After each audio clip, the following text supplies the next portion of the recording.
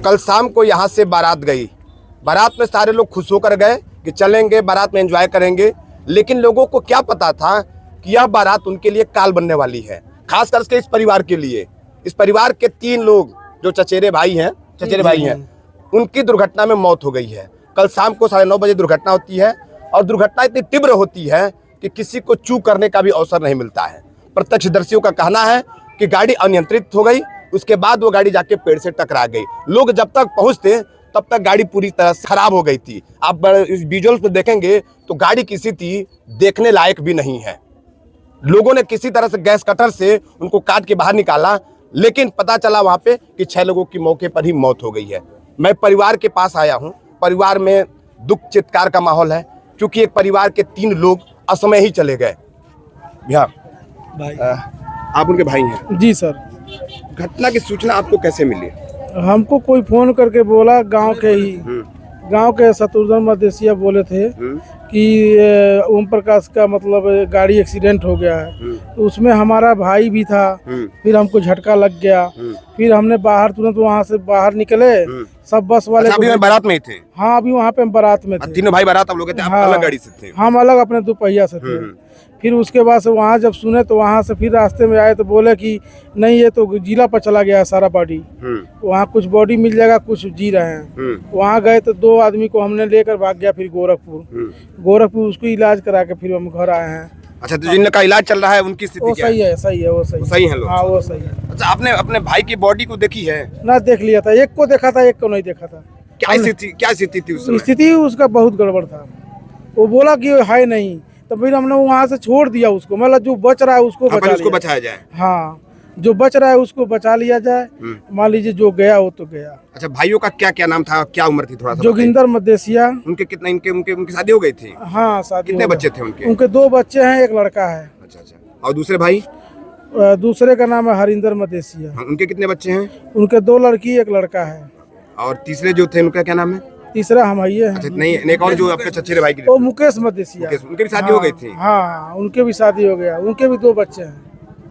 भाई साहब, देख रहे हैं एक दुर्घटना जिसने एक साथ 3 परिवारों की जिंदगियां ले ली।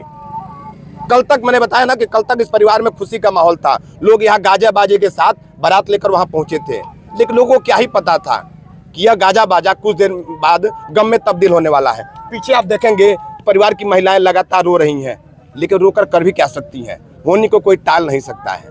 लेकिन मैं आप लोगों से बार बार कहता हूं कि देखिए, जब भी आप लोग सड़कों पे चलते हैं तो रफ्तार पर नियंत्रण जरूर रखिए, क्योंकि आपके पीछे आपका पूरा भरा पूरा परिवार है। आज 8 बच्चे उनके लोग, तीनों मिला के 8 बच्चे हैं लगभग। वो अनाथ हो गए, 3 महिलाएं विधवा हो गई।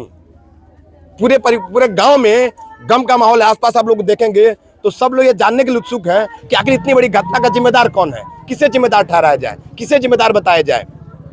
बड़ा सवाल छोड़कर जाते हैं ऐसे एक्सीडेंट, ऐसे दुर्घटनाएं बड़ा सवाल छोड़कर जाती हैं। क्या नाम है आपके? आपके पति थे वो? घटना तो दुखद है। कैसे सूचना मिली थी आपको? हमको रात को बारात गए थे, वहीं पे हम उनका फोन लगा रहे थे, नहीं लगा। जब फोन नहीं लगा तो हमको अचानक मार बेचैनी बढ़ते गया। तो बाद में हम पुलिस वाले ने हमको बताया कि आपका सारा कोई बचा नहीं है, सारे खत्म हो चुके हैं। उसके बाद तो अब पुलिस फिर दोबारा बात किए। फिर वही बात वो बोला कि ऐसा है कि आप जिला पर जाइए पड़ौना। वही पड़ौना गए, वो जिला पर से बैठ कर भेज दिया। और कितने बच्चे हैं आपके? 3 है। क्या उम्र है उनकी? 15, 10, 12। आप अभी गांव के ही हैं? जी। घटना की सूचना सुनते कैसा लगा था? अजीब सा लगा था। 9:45 बजे के समय में हमारे पास फोन आया। पहले इन्हीं को बताया, उनके भाई नरेंद्र मदेशिया को। अच्छा, इस तरह की घटना इस क्षेत्र में पहले कभी हुई है क्या? कभी नहीं हुआ कि एक साथ एक गांव से 6 लोगों की लाश? नहीं, कभी नहीं हुआ है। कभी नहीं हुआ है? नहीं। एक बात और आपको बताते हैं कि नौरंगिया में जब दुर्घटना हुई थी, जब कुआं वाली घटना हुई थी, तभी 13 लोग की लाश निकली थी। उसके बाद ये पहली घटना है जहां एक गांव से 6 लोगों की लाश निकली है। इसके अलावा एक घटना और है कि एक ही परिवार के 3 लोगों की लाश, ये भी इस क्षेत्र के लिए बड़ा ही सोचनीय विषय है। मैंने बार बार कहा है कि आपको रफ्तार पर नियंत्रण रखने की जरूरत है। अब तो पूरा परिवार अनाथ हो गया। जी। परिवार का गुजारा कैसे चलेगा? उनके पिताजी हैं, उन लोग के पिताजी, आपके पिताजी हैं? हाँ जी सर, पिताजी हैं। पिताजी भी तो क्या बीत रही होगी? अब बहुत कुछ, वो तो पड़े हैं वैसे ही, लेटे पड़े हैं। वो तो वैसे बीमार हैं, वो ग्रसित है, तो वैसे सदमे में पड़े हैं, वो क्या कर अच्छा, सकते इन हैं। तीनों भाई जो थे, इनका व्यवहार क्या था? गांव में व्यवहार कैसा था? सब कुछ ठीक ठाक था, सब अच्छा था। हाँ? बहुत कुशल व्यवहार था इन लोगों का। दोनों भाई है, एक मुकेश है, उनका भी अच्छा व्यवहार था। सब लोग का व्यवहार अच्छा था। तो हम घटनास्थल से आपको लाइव तस्वीरें दिखा रहे थे। हम बार बार फिर कह रहे हैं कि देखिए, आप लोग अगर गाड़ियों से चल रहे हैं, चाहे दुपहिया से चल रहे हैं, चार पहिया से चल रहे हैं, नियंत्रित गति से चलाएंगे तो परिवार के पास पहुंचेंगे। अगर अनियंत्रित गति से चलाएंगे तो परिवार को इस गम भरे माहौल में छोड़ के चले जाएंगे और परिवार को कुछ नहीं मिलने वाला है। पूरे वीडियो में आपकी प्रतिक्रिया की जरूरत नहीं है। ये घटना ऐसी है, आप खुद ब खुद इस घटना को सुनने के बाद से रुआंसे हो जाएंगे। जय हिंद।